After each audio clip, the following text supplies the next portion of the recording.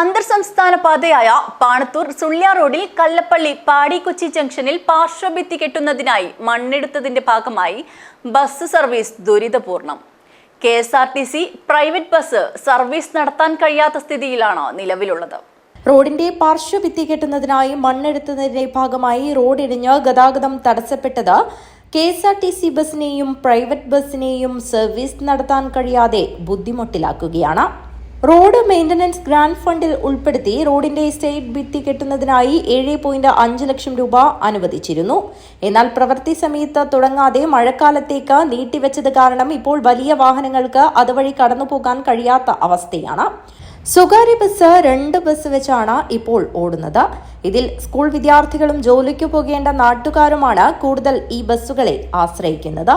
ഇതിനെതിരെ എത്രയും പെട്ടെന്ന് നടപടികൾ സ്വീകരിച്ച് റോഡിന്റെ പണി പൂർത്തിയാക്കണമെന്നാണ് നാട്ടുകാരുടെ ആവശ്യം. ഗതാഗത തടസ്സം ആളുകളെ വലയ്ക്കുന്നുവെന്നും മലനാട് വികസന സമിതി പ്രസിഡന്റ് പറഞ്ഞു.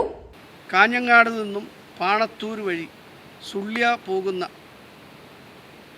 KSRTC ബസ് ഏകദേശം 5ഓളം ബസ്സുകൾ വർഷങ്ങളായി സർവീസ് നടത്തുന്നു.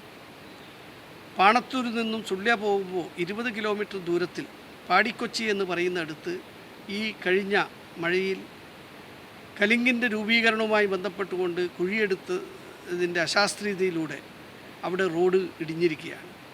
പ്രസ്തുത റോഡിലൂടെ പോകുന്ന KSRTC ബസ്സുകൾ നിർത്തലാക്കിയിരിക്കുകയാണ്. ഏറ്റവും കൂടുതൽ മലയോര മേഖല ആശ്രയിക്കുന്ന സുള്ളിയ പട്ടണമാണ്. അവിടെ മെഡിക്കൽ കോളേജും അതേപോലെ തന്നെ വിദ്യാഭ്യാസ സ്ഥാപനങ്ങളും നടത്തുന്ന KVG കോളേജുകൾ, അത്രയും വിപുലമായ സൗകര്യങ്ങളുള്ള ആശുപത്രി സംവിധാനം ഉണ്ടായിട്ട് പോലും അവിടത്തേക്ക് പനത്തടി, കള്ളാർ, കോടോമ്പേളൂർ പഞ്ചായത്തുകളിൽ നിന്ന് അതേപോലെ തന്നെ ബളാൽ പഞ്ചായത്തു നിന്നും യാത്രാ സൗകര്യമില്ലാത്തത് വലിയ ഒരു ചോദ്യചിഹ്നമായി മാറിയിരിക്കുകയാണ്. KSRTC ബസ്സുകൾ ഇതുവഴി സർവീസ് നിർത്തിയിട്ട് നാളുകൾ ഏറെയായി. KSRTC ബസ്സും പ്രൈവറ്റ് ബസ്സും സർവീസ് നടത്താത്ത സാഹചര്യത്തിൽ വൻ ദുരിതമാണ് നാട്ടുകാർ നേരിടുന്നത്. News bureau, Panathur.